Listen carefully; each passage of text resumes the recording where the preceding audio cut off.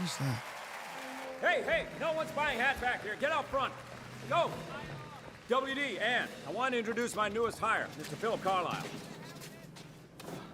It's a pleasure to meet you. Yeah, pleasure. What is your act, Mr. Carlisle? I don't have an act. Everyone's got an act.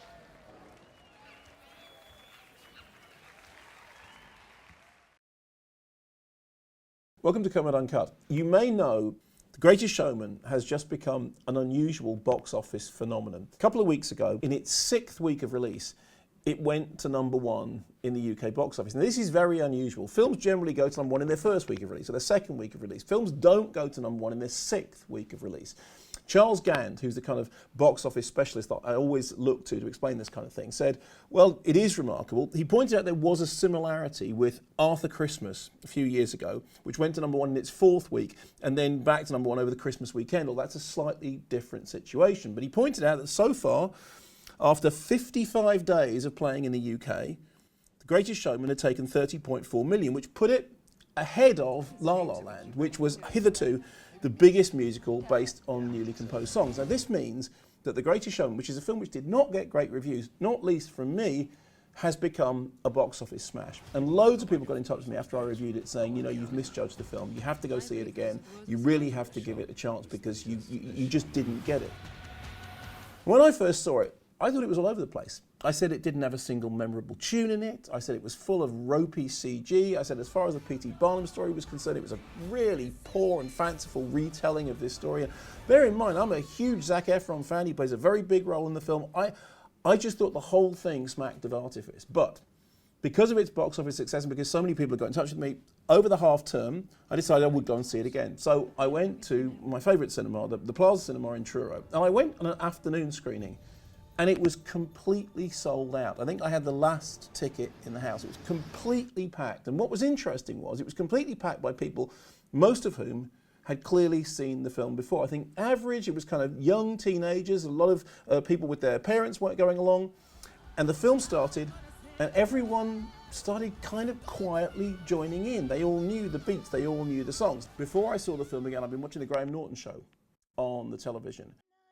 And KLS Settle was on playing that song, This Is Me. And I heard it a second time around. I thought, actually, this is quite catchy. And by the time I got to watch it in the film, I realised that it had become a real earworm. And ever since I saw Greatest Showman again, I now can't get that song out of my head. So I was completely wrong when I said it doesn't have a single memorable tune. In fact, there are a couple of other tunes that are quite memorable. Second point is, when I first saw it, it left me stone cold. I wasn't emotionally engaged in any way whatsoever. I didn't believe in any of the characters. I didn't believe in any of the situations. I didn't believe in anything I was watching on screen. Second time round, with an audience that were clearly going along with it, I found myself becoming, well, kind of involved, kind of moved. In fact, on a couple of occasions, I found myself shedding a tear. Now, that doesn't necessarily mean much because I cry at a lot of films, but it means that it was working.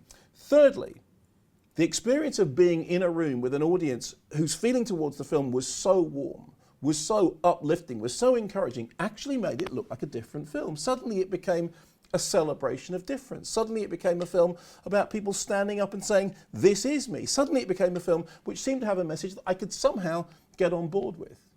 At the end of the film, people were slapping each other on the back and walking out hand in hand and smiling and beaming. And as I said, many of them had seen it before.